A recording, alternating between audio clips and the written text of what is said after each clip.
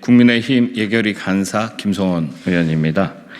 2020년도 회계연도 결산 분석 결과는 한마디로 문재인 정부의 한 번도 경험해보지 못한 나라의 완결편입니다. 소득주도 성장의 실패로 실험하던 소상공인들과 자영업자들 4차례 추경에도 불구하고 오히려 절망적인 상황으로 몰아넣었습니다.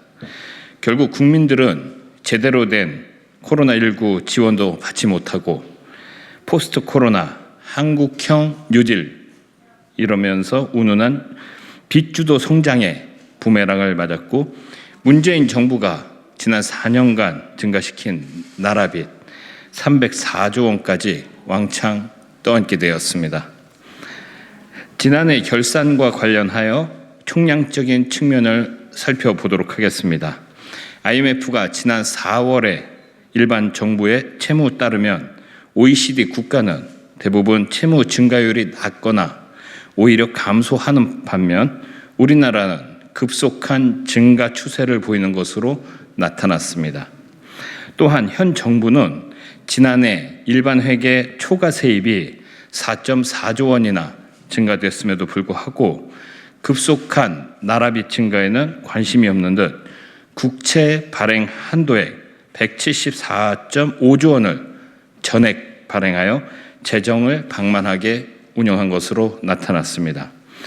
지난해 4차례 편성된 추경 사업 중에 준비사업 미흡, 사업기간 부족 등을 이유로 여당이 단독 처리한 3차 추경의 경우 3.1조 원, 4차 추경에서는 1.1조 원 등 총 4.2조 원이 연내 집행되지 않아 나라빚 증가에 일조한 것으로 나타났습니다.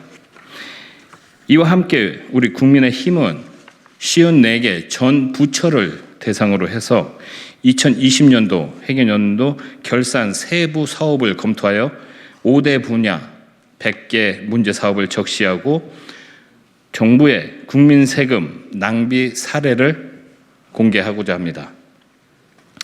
첫 번째, 지난해 4차례 걸친 추경 사업의 문제점입니다.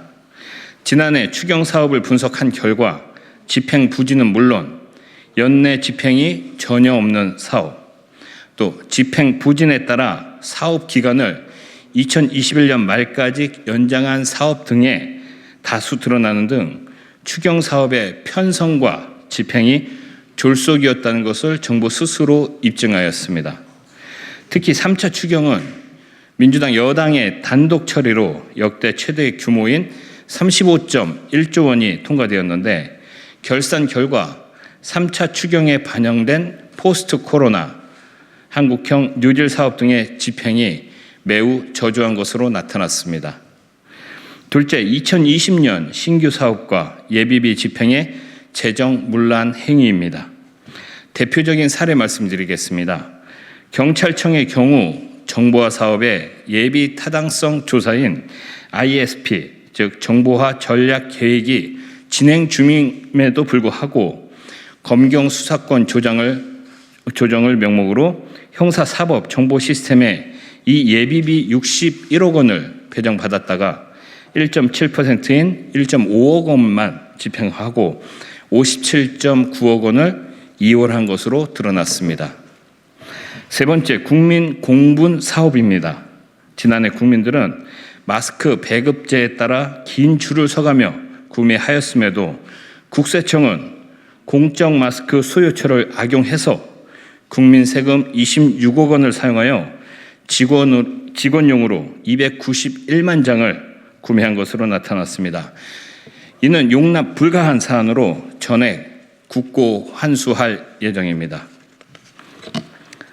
넷째, 예산 집행에 필요한 법률과 지침을 제대로 준수하지 않은 사업들입니다.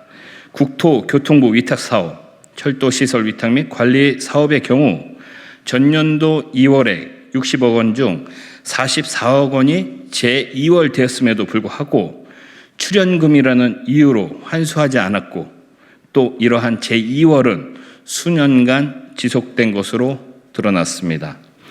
마지막으로 나라빚 폭증에도 불구하고 국민 세금을 낭비한 사례입니다.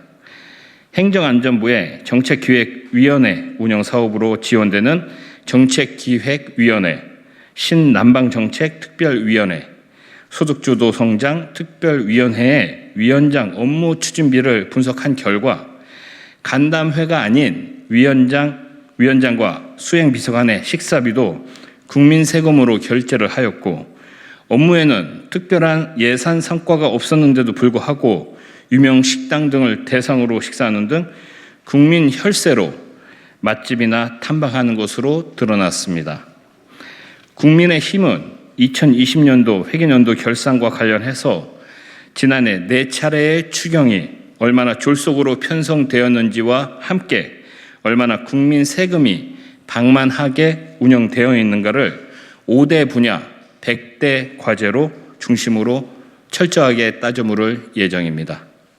또한 이러한 재정 규율 문란 행위에 대해서는 시간의 구애 없이 지위 고하를 막론하고 그 책임을 끝까지 추궁하는 차원에서 64개의 징계 요구를 하도록 하겠습니다. 사안의 중대성에 따라서는 감사원의 특별감사도 요청하도록 하겠습니다. 이를 통해 이러한 국민 세금 낭비가 다시는 재발되지 않도록 국민의힘은 이번 결산 심사에 철두철미하게 임할 것을 국민들께 보고 말씀드립니다. 이상입니다.